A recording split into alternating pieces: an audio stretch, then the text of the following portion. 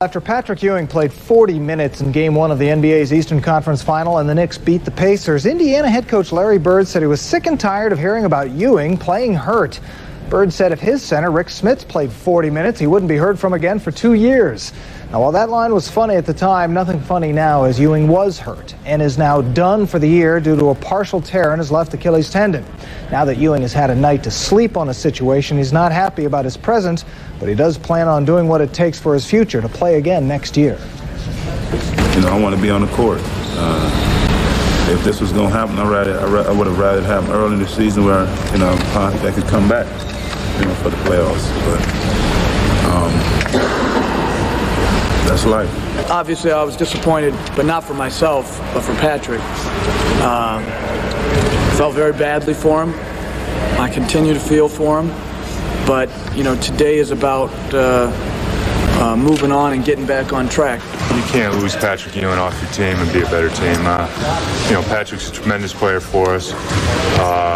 Tremendous goal post, defense, rebounding. It's, you know, I'd rather have him. I think that, you know, we can survive from this, but we'd much rather have Patrick in the lineup. But, hey, we just have to go out and then try to win, regardless of who's saying what.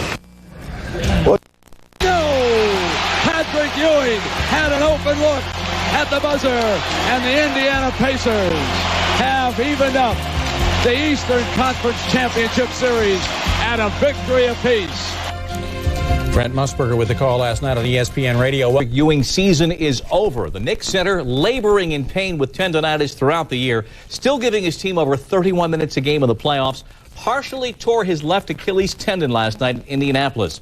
His injury is the tragic punctuation to an emotional stay in Indianapolis for the Knicks, one that ended with Ewing's potential game-tying jumper, the shot you just saw rimming out at the buzzer.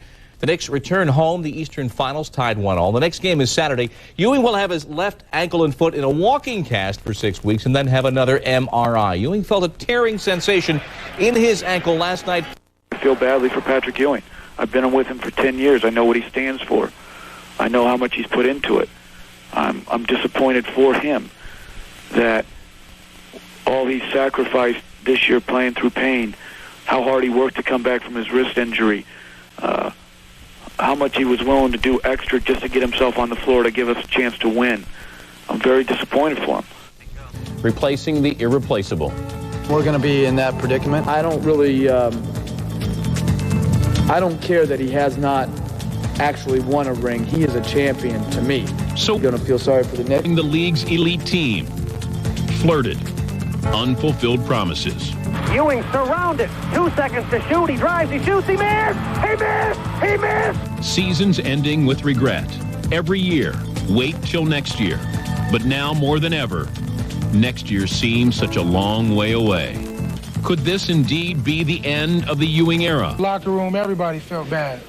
I think it was the first time I ever seen 11 guys hug one guy before a practice. It's devastating. You know, he's definitely was an integral part of our ball club, our leader, our go-to guy. I mean, you have to feel for him because he's played so much basketball and he's played hurt.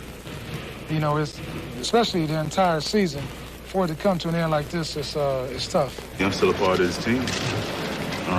You know, I'm still going to be there on the sideline cheering them on and patting them on the back and cursing them out.